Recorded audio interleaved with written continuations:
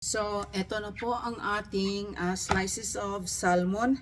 Ito po ay hiniwa ko ayon po sa height ng aking pint size na jar. Para pag inilagay po natin ito sa loob ng jar, hindi po lumampas dun sa neckline ng ating jar. Ayan, at saka kung nakikita po ninyo, wala na po siyang balat. Binalatan ko po siya. Isang malaking fillet siya, isang buong fillet. Tinanggalan ko po ng balat. Ito po ang balat niya.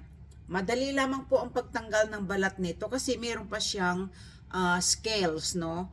Kaya ayaw natin ng scales doon sa ating lutong pagkain. So ito lamang po at antabayan ninyo. Ito po ay